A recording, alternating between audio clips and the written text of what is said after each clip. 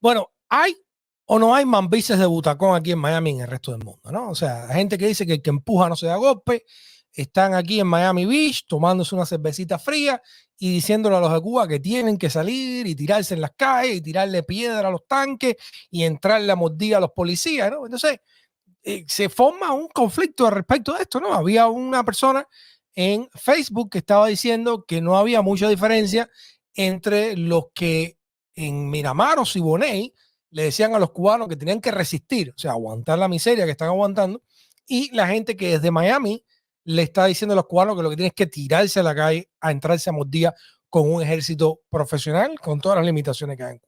Entonces, por supuesto, aparecen las discusiones. Bueno, todo el mundo tiene derecho a la opinión.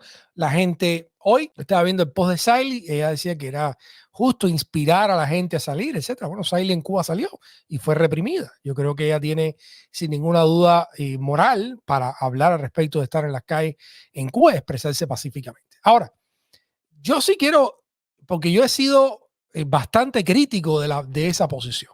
No se trata, en mi opinión, de que usted desde fuera de Cuba no le pueda decir a los cubanos que tienen que exigir sus derechos en la calle.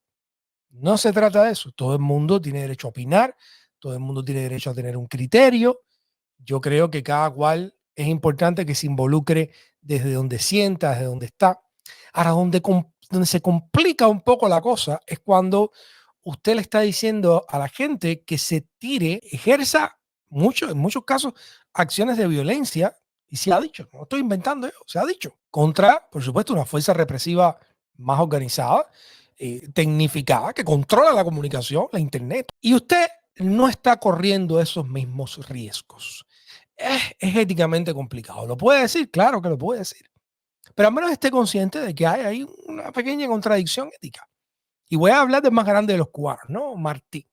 Martí llamó a la guerra necesaria, convocó a la gente a ir a morirse a la guerra y fue y se murió en la guerra.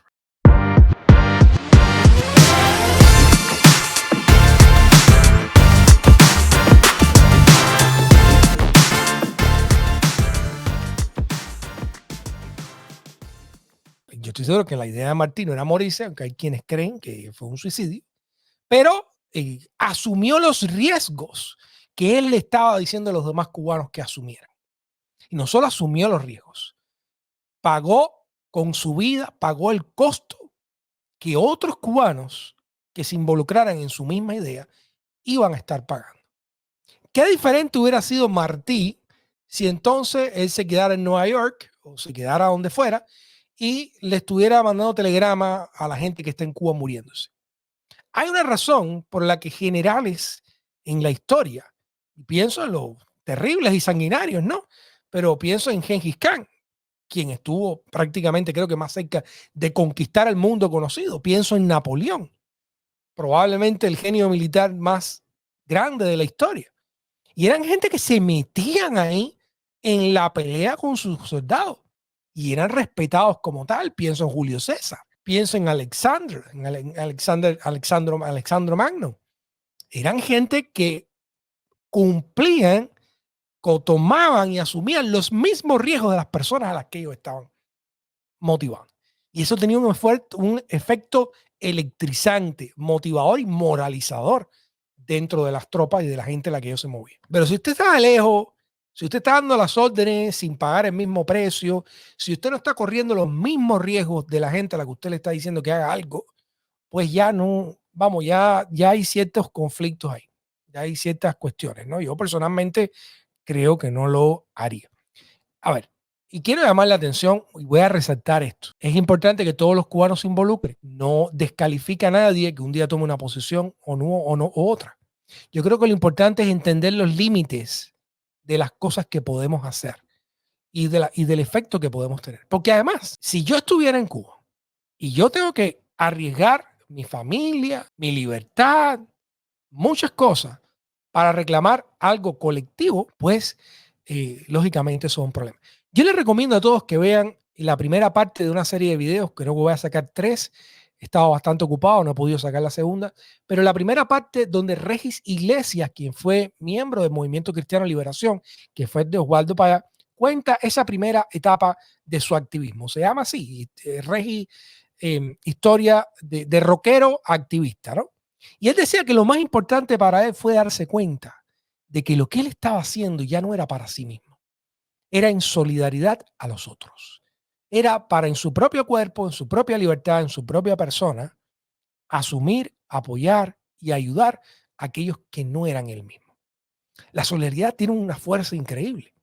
Aquel movimiento Solidaridad en Polonia que dirigió Lech Walesa se llama Solidaridad precisamente porque ante la huelga de unos trabajadores, otros trabajadores también se fueron a la huelga en solidaridad con ellos. No era una solidaridad hablada, era real. Estaban tomando los mismos riesgos y pagando el mismo costo de aquellos que estaban en ese lugar. Eso tiene una fuerza y una moral increíble. Esa solidaridad, ese espíritu de solidaridad une a las personas, hace que uno sufra sacrificios por otro. Tiene una fuerza aplastante. Es un poco más complicado apelar a eso desde la distancia, cuando no se asumen los mismos riesgos. Y ojo, yo no estoy diciendo a la gente que no salga a la calle. Yo he apoyado a todo el que se ha expresado en el espacio público. Y yo creo que es responsabilidad de los cubanos apoyar a todos aquellos que se expresan en el espacio público. Y no estoy haciendo un cuento. Ahí están nuestras transmisiones. Ahí está nuestro canal.